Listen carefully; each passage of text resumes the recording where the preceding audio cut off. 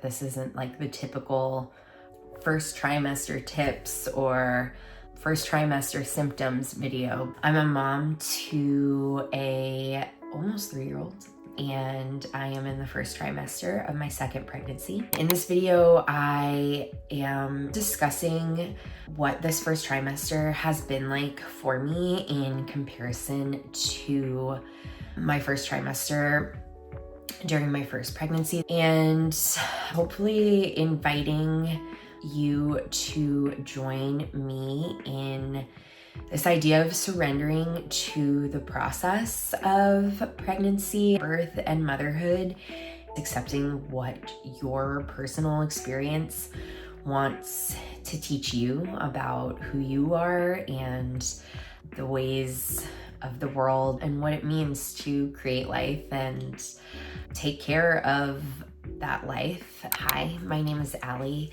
I am making videos about slowing down and stepping away from keeping up with the pace of our current culture and making a conscious choice to do what's right for you and your family. I want to teach you how to explore and learn the depths of yourself so that making these conscious choices for a life of peace and enjoyment becomes easier and easier. In this video, I'm talking about the difference between control and surrender when it comes to pregnancy and birth and postpartum, but really these lessons that I have learned from my first pregnancy and becoming a mom, and that I'm learning again on a deeper level with the second pregnancy, are lessons that I believe apply to the experience of being a human being in general. Okay, so I am editing this video and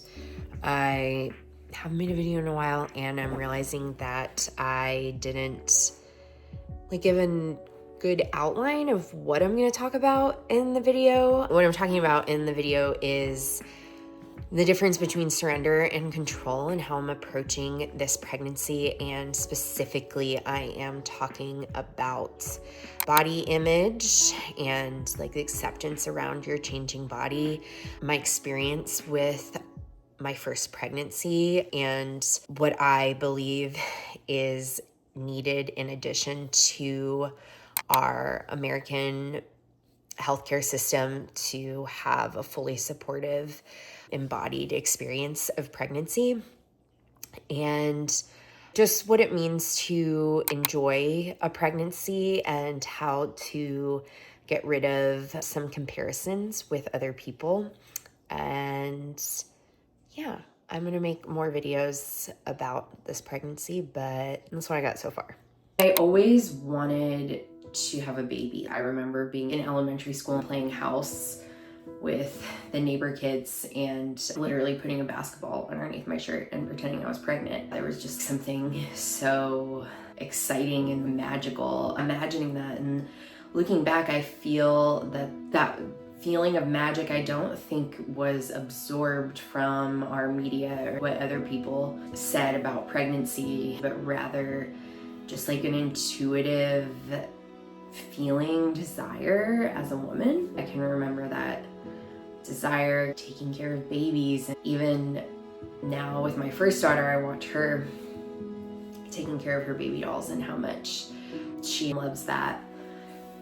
The magic and excitement ignited in her from that. I almost feel like my experience with US culture and pregnancy didn't hit me until I was in my first trimester pregnant with my first daughter. I knew deep in my core that I wanted children, and again, those childhood experiences, imagining and playing that I was a mother and being pregnant, and the feelings that came from that of magic, enjoyment, and empowerment. Those desires carried with me throughout my teens and 20s until I got pregnant with my first at 29, I think. Getting pregnant for the first time, I was terrified. It was something I wanted my whole life, but when it happened, I was not in a good place with my mental health.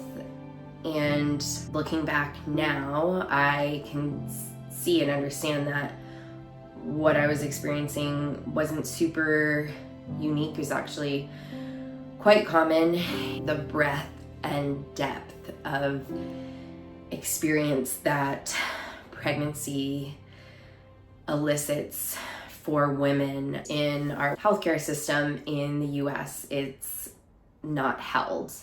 It's not talked about. The nuances of it aren't talked about. I found that I really had to seek support outside of that. Not that I completely rejected that. I still gave birth in a hospital, but the importance of seeking support outside of that, if you're feeling called to explore the depths of the experience, really sink your teeth into what's happening in your body. I don't want to completely dismiss our healthcare system in the US, because I do think that when it comes to situations where medical intervention needs to happen, it's really important. That's why science has emerged to keep people safe and alive. I don't think at its core it's demonic. However, I do feel like we've moved into this place in healthcare in the US where everything is incredibly clinical, like very like from A to B and B to C and C to D, and there isn't space for the nuance of individual experience. I'm using the word spiritual to talk about these deeper layers of pregnancy and motherhood and womanhood, but these deeper layers are scientific too. They have so much to do with our human biology, hormone cycles, and natural rhythms. A lot of that is not explored in our current model of healthcare. That's why in my first pregnancy and in the second one, I have found it essential to seek additional support outside of that system and to really just surrender and lean in to this experience. So that's a lot of what this video is going to be. This is a pretty cliche analogy, but it's like the difference between trying to swim upstream and exhausting yourself and laying on your back and letting the river carry your body down. It's not to say when you're floating downstream and letting the river carry you that there's never going to be a log or a tree or something in the water that might disturb that flow, but the experience and the ability to navigate that is going to be so much easier when you are relaxed and moving with the current instead of fighting against it, which I think is at the crux of a lot of our pain and frustration and depression as people in American culture, and also a lot of our pain and frustrations and fear and uncomfortable feelings around pregnancy and birth and postpartum. It's really about embracing that you are on the river and you cannot get off. You are growing a child inside of you. You have a choice. You can either surrender downstream, get a nice boat, bring some snacks, or you could fight against it and exhaust yourself That is the difference between my first pregnancy and the second one that I'm having right now. Truly is the ability to accept and let go and just ride it, ride the waves, ride the nausea, ride the whole thing, and look for those moments of sunshine and bliss. Sometimes I'm on the river and it's raining out, and it's not quite fun, even when I am surrendered going downstream. But then other times the sun comes out and I can just lay back and get a tan and eat some frozen grapes, a cheese string, and a sandwich that I packed in my cooler, and just enjoy it all. Something I want to touch on in the realm of surrender versus control in pregnancy is body, physical body and appearance, and your relationship to that. For many women, that can be a really big challenge. Maybe you're not experiencing physical symptoms of sickness or uncomfortable sensations or emotional shifts, but everybody's body changes. For women, we often have a lot of attachment to our external appearance. That has been another layer of surrender that I have been working with. When I got pregnant the first time, it was right out of COVID, and I was probably the heaviest that I've ever been. I literally lost weight during my pregnancy. I lost weight, and then by the end of it, I had only gained 10 pounds from where I started. At the time, I was still drinking alcohol, not eating well, not working out, just in a bad place, physically, emotionally, mentally, with stress, the state of our worlds, and my job. I was quite pleased with the way my body changed. I had to stop drinking, and I also stopped eating gluten and a lot of processed foods and sweets. Because that was inflaming my body so bad, it was very easy to cut those things. I ended up losing a lot of weight in my face. I felt really good and beautiful. This time I have decided to let go of any attachment to the way I look externally and just tap into what I am feeling physically and respond to my body in that way, in terms of what I'm eating, how I'm moving. And I am here to say that has been a huge blessing and a huge weight lifted off me when I'm not obsessing about how to eat, what to eat, the changes, physical changes that are happening in my body. I have this level of trust that we can make a change at any time in our lives. We are resilient as human beings. Our bodies can shift and evolve with diet and exercise. I'm trusting that postpartum I'll respond in a way that I need then, and that my body will be different, forever changed. But at that time, I can work with the body I have and what I need. It's really freeing to let go of any expectation about the way I look. One of the hardest things is getting on social media and seeing other women, and even unconsciously comparing myself, not even body-wise, but the way my hair looks and the way my face looks. And I've just found when I eliminate that, when I stop looking, I gain such a level of appreciation for my own appearance and can just lean into dressing myself and taking care of myself in a way that makes me feel beautiful versus looking at how other people look and being like, well, I need to look like that to be beautiful, is exhausting. I still am victim to it. So what is my advice? Just lean in, girl. It's going to be okay.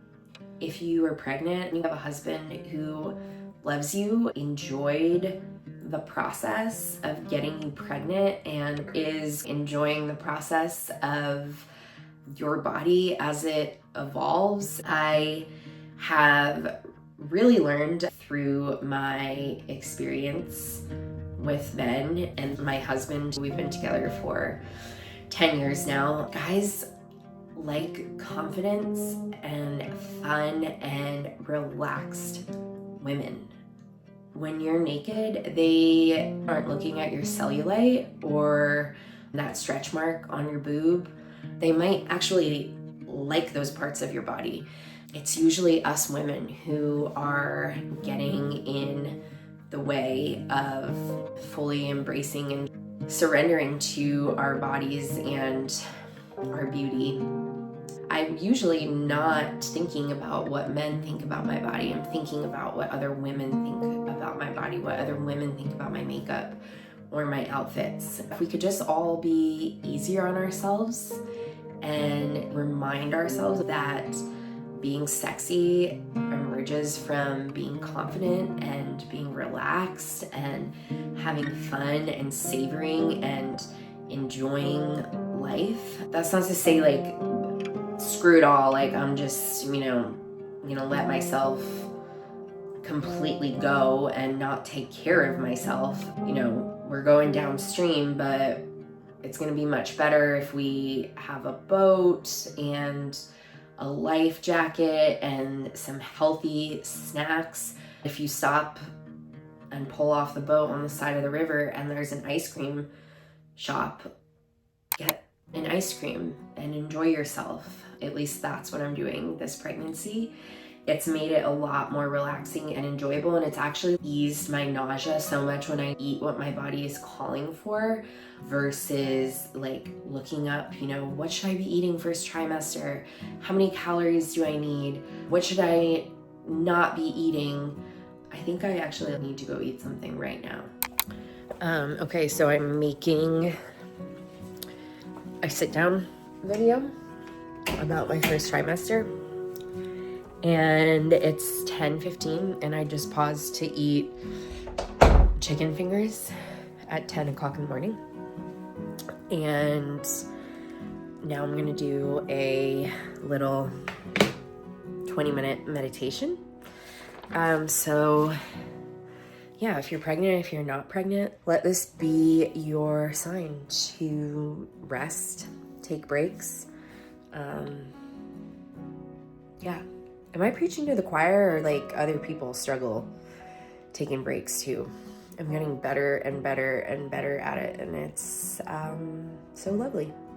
Okay, the last thing I'm going to talk about is enjoyment during pregnancy, how I viewed it the first time versus how I am viewing it now. The first time I was pregnant, I was comparing my experience to other people so much that any kind of negative thing that came up for me, whether it was physical, emotional, mental, I just felt a lot of shame about, and that really took away. And this was mostly first trimester. My second trimester started to get better and I figured a lot of things out, but it really took away from the enjoyment because I was stuck in thinking about what it should be or what it wasn't, instead of surrendering. I was able to get there eventually by my second trimester, and after the pregnancy in the past 3 years, really continue to unpack and look at that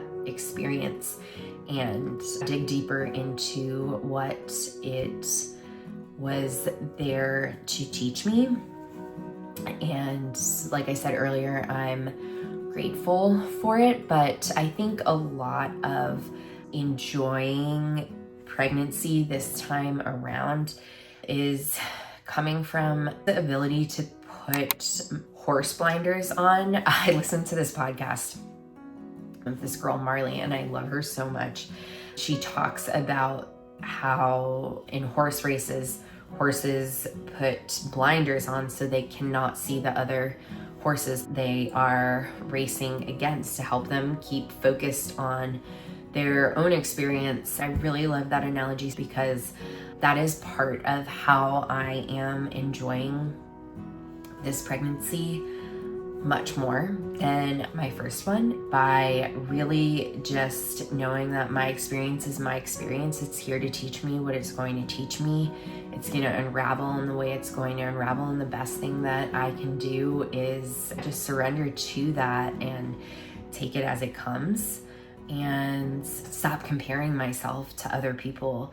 Because the truth of the matter is, we don't even know what other people's experiences really are. A lot of what we compare ourselves to, or at least what I compare myself to, is stuff I see online. If you are pregnant right now, or even if you're not pregnant, this advice just applies to life in general, but putting your horse blinders on and focusing in on your own experience and what that experience is here to teach you and show you, and just accepting it for what it is. And that's a huge difference that I've made this time around. Also, something that I've tried to apply to my life that has been so helpful is letting go of any kind of expectation, not building up in my head what something is going to be like or should be like or what I hope it is like. Instead, just having gone in knowing I want to have a second baby, the experience is going to be what it's going to be, and the best thing I can do is to respond wisely to what comes up. And I found, like, in any and all situations when I've really been able to like let go and not have expectations, the experience is actually so much more enjoyable and so much better. Life just is what it is. What I would want another woman in her first trimester to know that no one really says out loud is that this is hard and uncomfortable, but that's normal and natural. When we brace against the uncomfortable or become victim to the uncomfortable instead of surrendering to it and accepting it, our experience becomes much worse than it needs to be. Our experiences are so unique to us, and that is so special. And at the same time, we are not alone. All women who become mothers go through this experience on some level, and you're either here for it or you're not.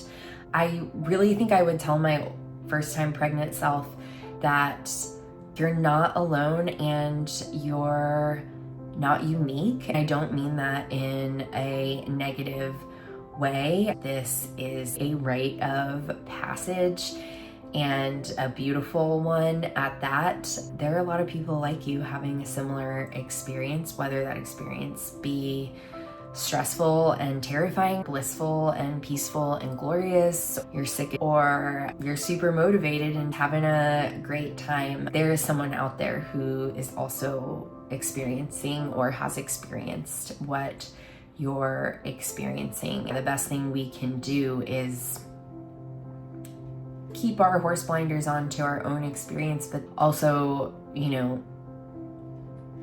maybe what's another analogy? Like, put a pair of magic glasses on that just like helps you see everything and see through the guise of social media, and to just know that this experience is raw and challenging, and so many people are going through it. This is how we keep our world going, is by making babies and birthing them. So I want to make a lot more videos during my pregnancy and get back into the flow of that. I've really been meditating and praying, really being myself on this channel and sharing what's on my heart. The reason I started doing this in the first place is that I just want to share my stories with other people, and inspire them to live authentically too. So yeah, I would like to make a video about some books I have read that have helped shape the mindset I have around this pregnancy, and they're not all books about pregnancy. I actually tried to stay away from overreading about what the experience should be like and to just tap into what my experience is. So yeah, maybe that'll be my next video. Lots of changes going on in my life, all for the better. I really just want to keep sharing on here. If you watched this entire video, thanks for being here. I hope something I said gave you some comfort or a new way of thinking about pregnancy. I know that this isn't like the typical first trimester tips or first trimester symptoms video, but hopefully this gave you something new to think about during your pregnancy. So yeah, more soon.